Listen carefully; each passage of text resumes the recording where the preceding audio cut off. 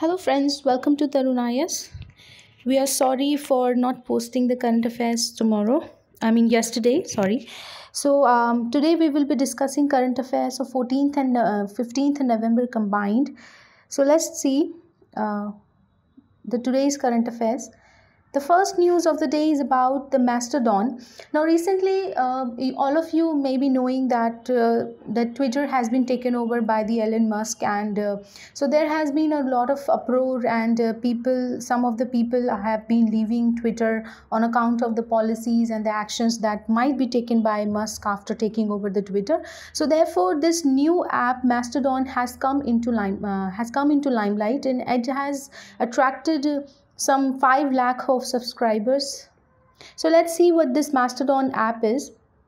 Basically, amid the concerns after the over the directions that may be taken over by the Musk, so there have been many of the users who have flocked to this platform called Mastodon, and since October. That means that October 27th, when Elon Musk had took over the Mastodon, it had gained some 5 lakh new users. So it was founded. So what is this Mastodon? Let's talk a little about Mastodon in case the question comes in the prelims examination. So basically, it is a software. It is founded by a software developer, German software developer named Eugene Rocco. And Mastodon is basically a decentralized and open source ad-free platform that is essentially made up of different servers or instances which run across the world. Now, what is this Mastodon? Basically, Mastodon is a platform where there are a lot of servers located, and you can choose any of these servers to run your social media or platform, right? And there is interlinking between these servers, and since it is an open source,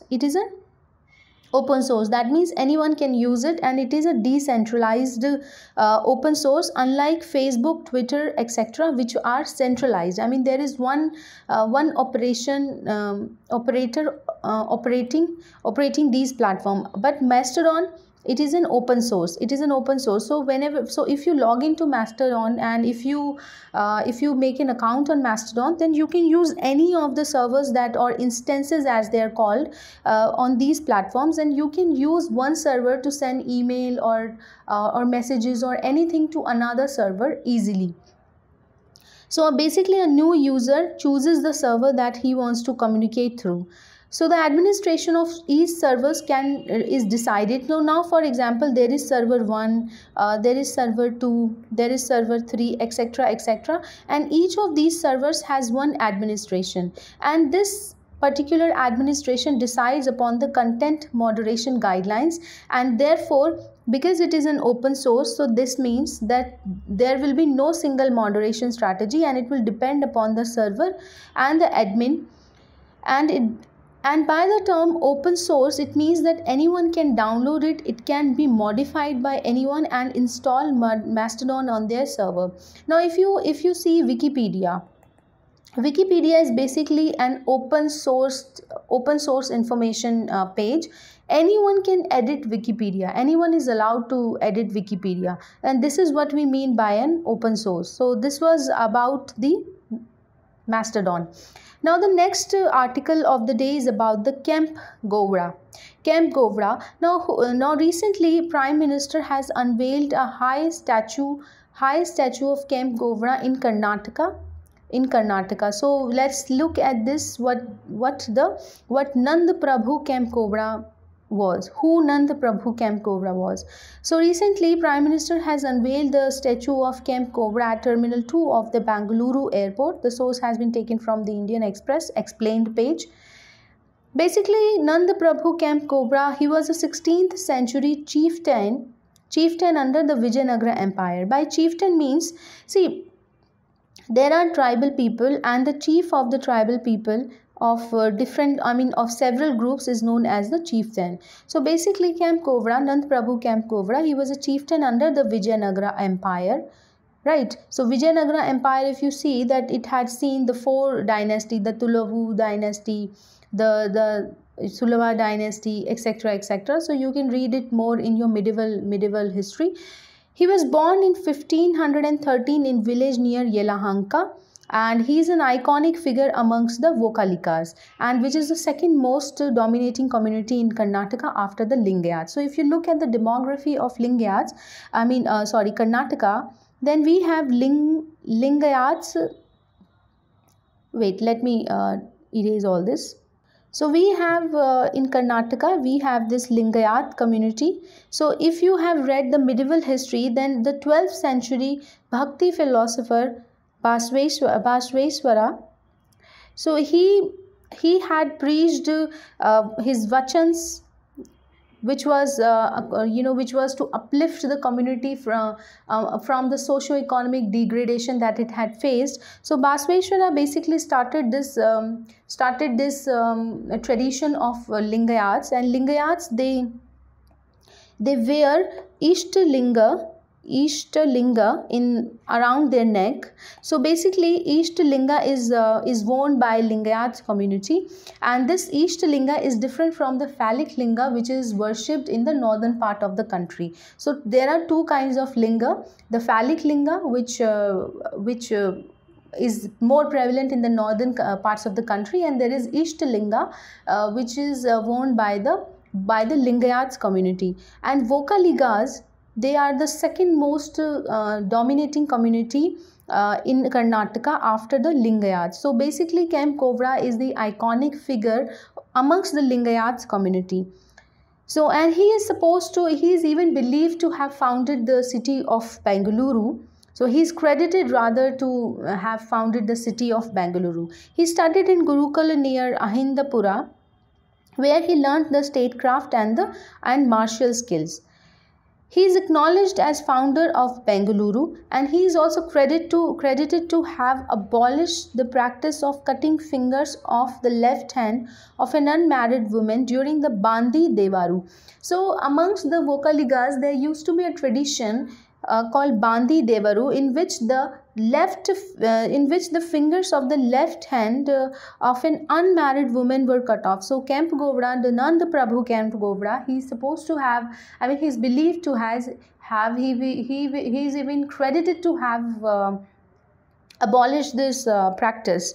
There are two landmarks in Karnataka dedicated to Kempegowda. One is the airport and the other one is the metro station. That is Kempegowda, Nand Prabhu Kempegowda metro station, and the Kempegowda International Airport. And recently at the Terminal 2 of the Bengaluru Airport, the Prime Minister of our country has unveiled the statue.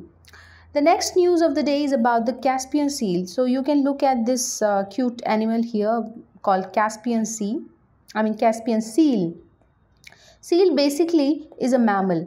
Looks like they look like fish, and they look like half fish and half like penguin like, etc. But these mammals, these are aquatic mammals, just like whale. So whale is a mammal.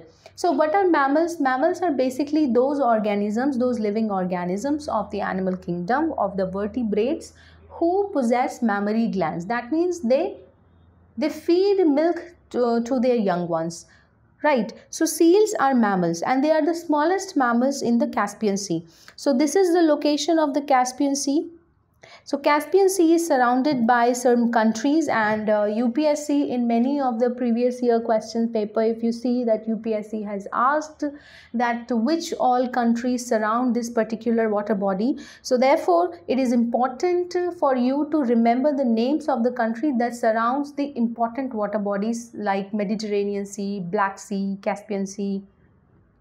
Then we have got this Persian Gulf, and etc. So these kind of questions can be asked by UPSC. So map based questions, you should be thorough with the mapping, and you should be thorough with the map based question. So let's see what all countries surrounds the Caspian Sea. And Caspian Sea basically is it's a saline, it's a brackish sea, because it does not receive much of the fresh water. There are some rivers that drain in Caspian Sea, so you should remember the name of those rivers also that drains in the Caspian Sea.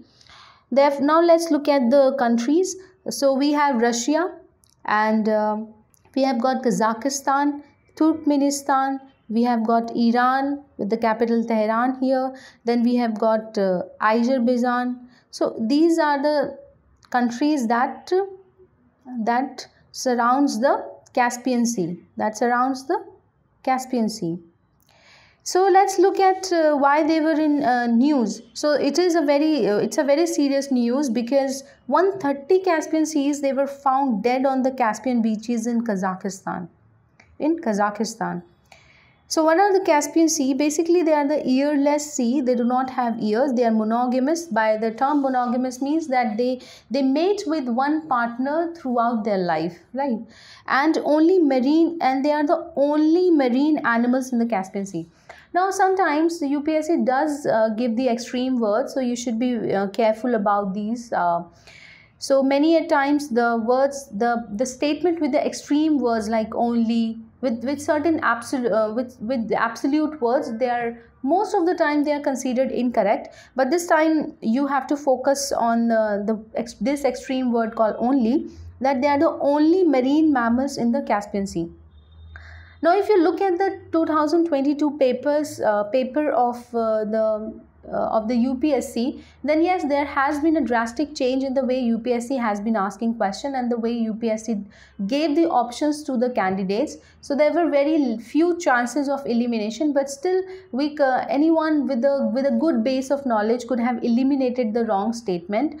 Thus you should be revising, and you should be following the strategy that you have been following. And with the changing trend and etc., we cannot drastically change many things. However, you should be careful about these extreme and absolute statements. They are endemic to the Caspian Sea. By the term endemic means they are found only and only in that particular area. They migrate in late autumn to the shallow water and frozen water in the northern region of the Caspian Sea. They are carnivorous, and they mainly feed on a small fish, and this particular fish by the name kilka, which is found in the Caspian Sea, and it is considered as their favorite food, their favorite diet. So why Caspian seal who were found dead, 130 of the Caspian seals who were found dead near the Kazakhstan beaches? Majorly, their survival is threatened by the loss of food. For example, their preference towards this kilka fish, then the habitat destruction, overhunting, and industrial pollution. So the IUCN status is endangered, and you should mark this. And the sites, this is not U, this is T. Sorry for this mistake.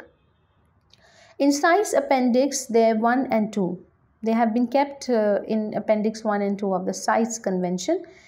So let's look at a little brief about the Caspian Sea. We've already seen the map, Caspian Sea in the map. So basically it is the world's largest inland body of water, and it is bounded by 5 countries: Kazakhstan, Azerbaijan, Russia, Turkmenistan, and Iran. Right, so we already saw this in map.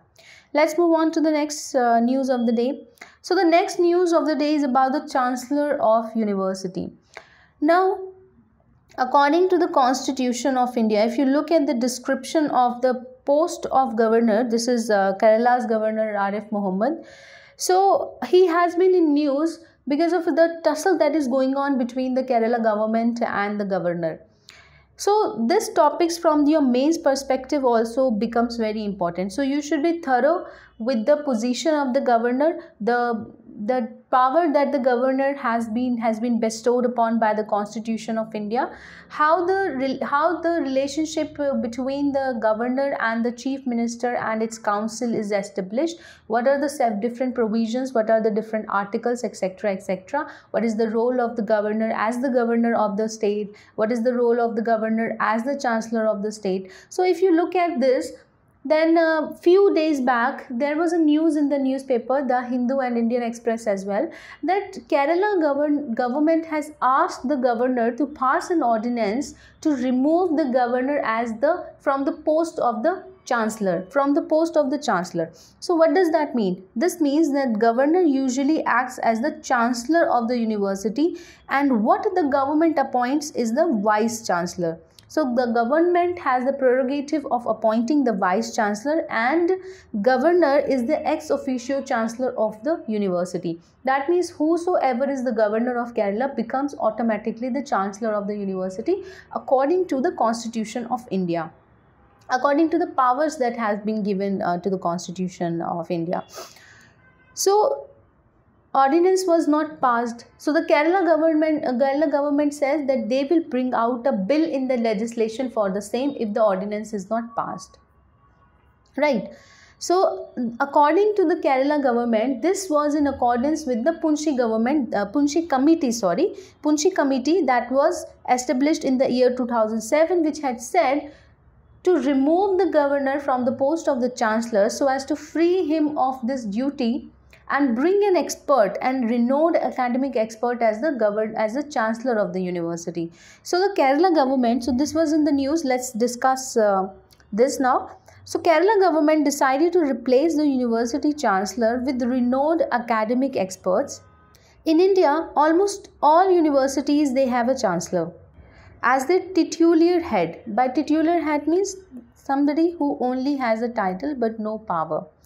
So the governor of the state, appointed as the union's representative of state by the president, is the honorary chancellor of all state universities, state-owned universities, not the private one, not the institutions owned by the minorities as per the Article 30 of the Constitution. The de facto head of any government university is the vice chancellor. So we have de jure. So there are two terms, we have de jure and we have de facto. De facto one is somebody who holds the real power, like the de facto ruler is the prime minister, but de jure ruler is the president, because president is the nominal or the titular head of the state, and head of the government is the de facto head of the state, head of the government is the prime minister, because he has the real power to run the country. President is only the nominal head of the state. So governor of the state is the ex officio chancellor, which I have already described. Its power and functions as the chancellor, they are laid out in the statutes that governs the university. Any university that is established in our country is passed by a parliament. For example, the Delhi University comes under the UGC Act that was passed in the year 1956. Now there has been a news that this UGC Act will be replaced.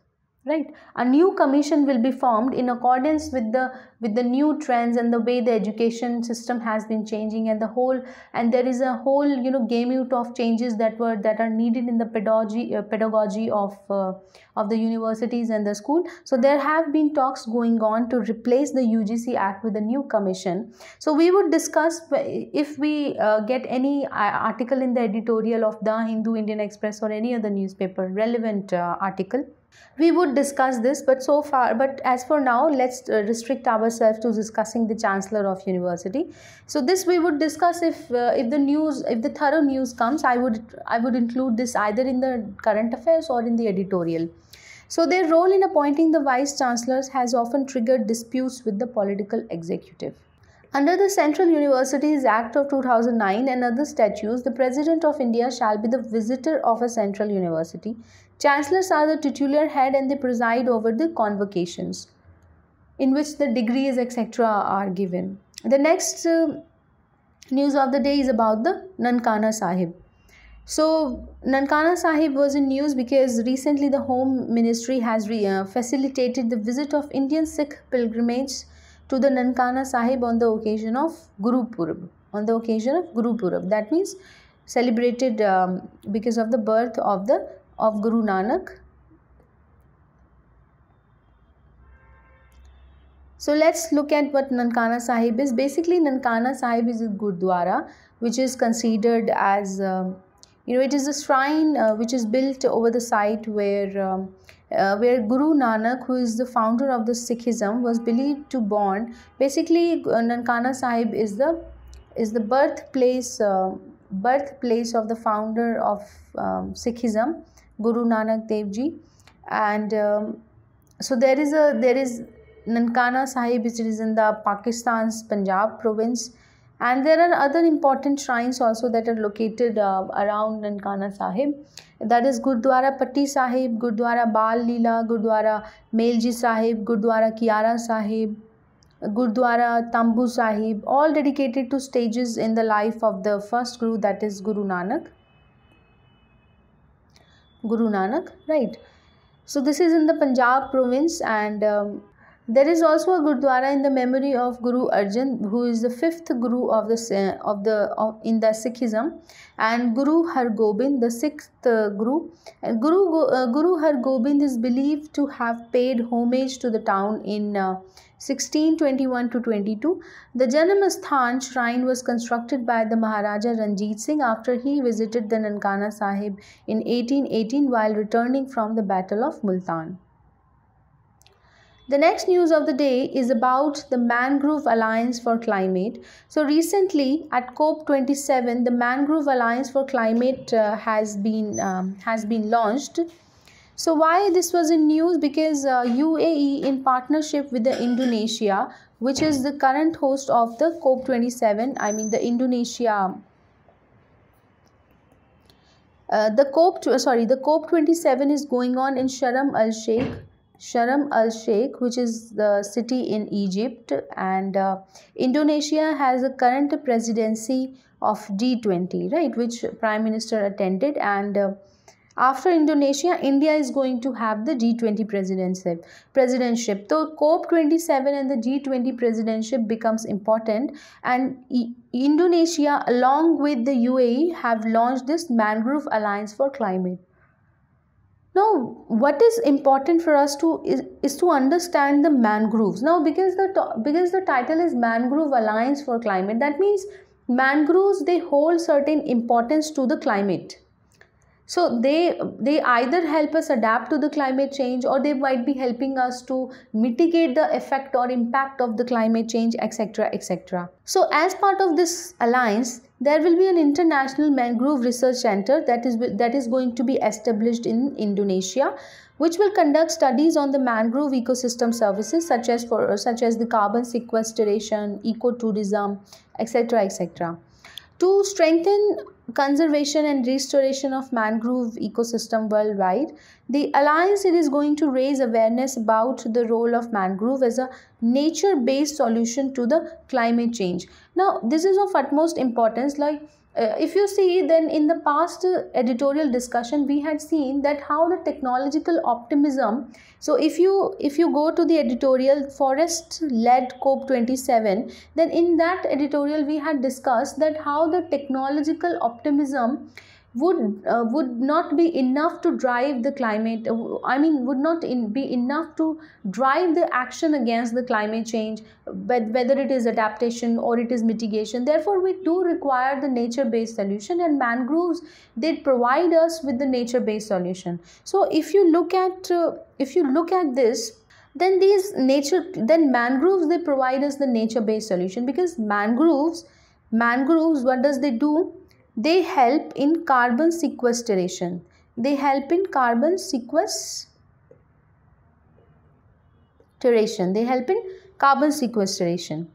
So mangroves, basically they are small trees and shrubs which grow along the coastlines, right? Along the coastline. Basically you would find mangroves in the intertidal region. So apart from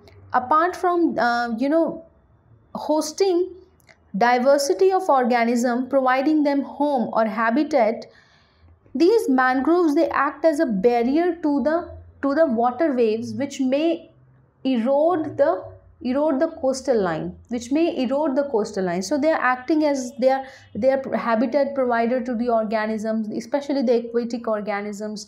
They are even preventing the erosion of the coastal line. So they are acting as a barrier also. They are the zone of high nutrition. So basically they are the source of food also. They are the source of the food for the coastal communities. So mangroves forests, they can survive extreme weather condition, and they require low level of oxygen, and thus they provide the perfect site for the carbon sequestration. So the more mangroves we have, the more carbon sequestration we will have, and thus we will be able to reduce the impact of the global warming. So these forests, they have the ability to store up to 10 times more carbon per hectare than the terrestrial forest.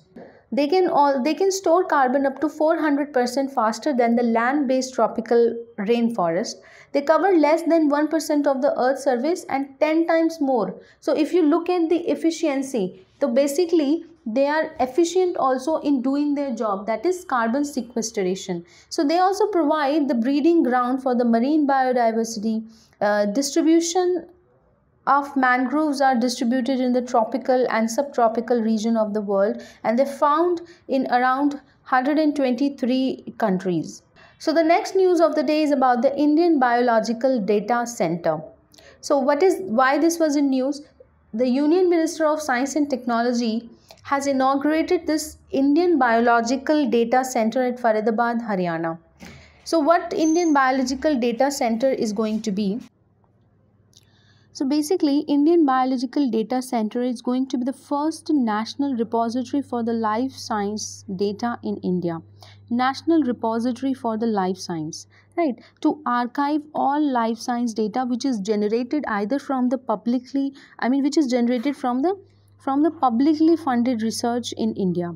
So this data center is going to be supported by the Government of India through the Department of Biotechnology. Now, let me tell you something what these data centers are. Suppose this is an institute and it carries out certain research activities, and from that research activities biological data is generated. Biological data is generated. For example, let's say the tissue sampling,